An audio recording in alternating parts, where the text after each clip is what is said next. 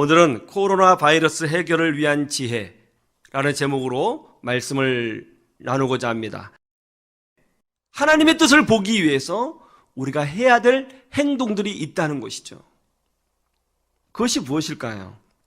바로 홍해 바다를 가르치기 전에 하나님께서 이스라엘 백성에게 명령하신 바입니다. 이것이 성경에 기록되어 있는 것은 우리에게 하나님께서 말씀하시고자 하기 위해서 성경에 기록하신 거예요. 그때 당시 사람들만 들으라고 성경에 기록하신 것이 아닙니다. 후대의 사람도 이런 영적 원리로 지혜를 얻으라고 가르쳐 주신 거예요. 홍해 바다를 가르치기 전에 하나님이 이스라엘 백성에게 요구하신 것이 뭡니까?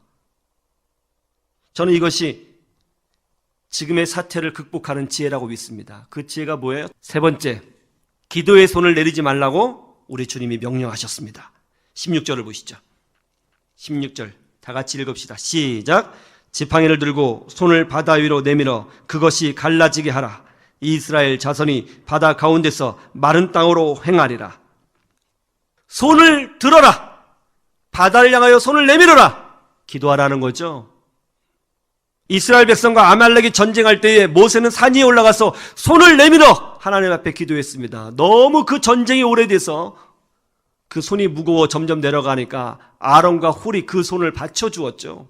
모세가 손을 드는 행위는 기도하는 행위입니다. 바다가 다 갈라질 때까지 손을 들어야 되는 거예요. 기도의 손을 내리지 말아야 되는 것입니다.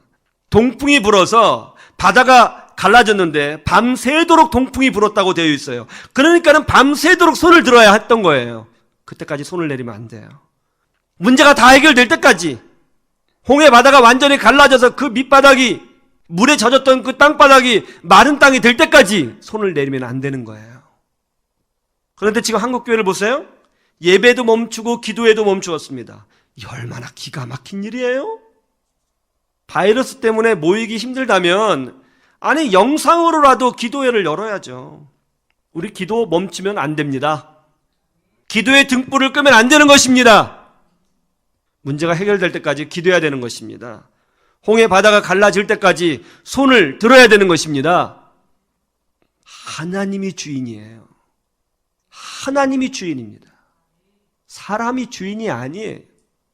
느헤미야는 예루살렘이 위기에 빠졌다는 소식을 듣고 그때부터 금식하며 기도했죠.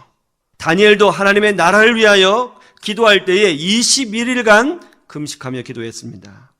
여호사밧이 남유다의 왕으로 있었을 때에 모압, 암몬, 마온이라고 하는 이 세 개의 나라가 연합군을 형성하여 남유다를 침공했습니다. 국가가 위기에 빠졌습니다.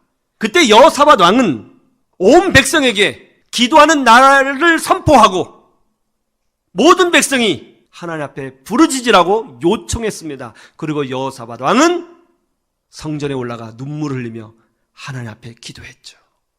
주께서 옛적에 말씀하시기를 혹시 이 나라에 전염병이 돌거나 전쟁이 일어나거나 문제가 생긴다면 그때 이 성전을 향하여 기도할 때에 주님께서 전염병을 물리쳐주시고 전쟁이 그치도록 만들어주신다고 하셨습니다.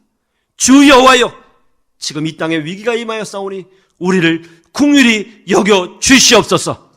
그렇게 기도했어요. 예수님은 십자가를 지시기 전에 겟세마네 동산에서 땀방울이 핏방울이 되도록 기도하셨습니다. 우리 그리스도인들은 기도하는 사람들입니다. 바이러스 시대에 우리는 기도를 멈추지 말아야 합니다. 기도의 손을 들고 있어야 되는 것입니다. 여러분 각 가정에서 운전하는 승용차 안에서 기도의 손을 들고 기도하셔야 되는 것입니다. 이 바이러스는 하나님이 해결해 주셔야 되는 것이지 인간의 노력으로 되지 않습니다.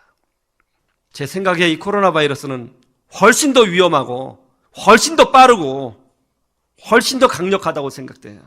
하나님이 해결해 주실 줄로 믿습니다. 다시 한번 우리는 생각해야 됩니다. 왜 우리에게 이런 위기가 왔을까요? 왜 예배가 멈춰야 되는 것일까요? 왜 국가의 위기가 왔습니까? 이것이 자연적인 일입니까? 자연적인 경제 활동, 자연적인 생태 활동이라고 생각하세요? 여러분 이신론자입니까? 아니면 예수님처럼 참새 한 마리도 하나님의 뜻이 아니면 떨어지지 않는다는 관점에서 하나님의 뜻이 있다고 생각하십니까? 여러분이 참된 그리스도인이라면 이실론자가 되면 안 되는 거예요.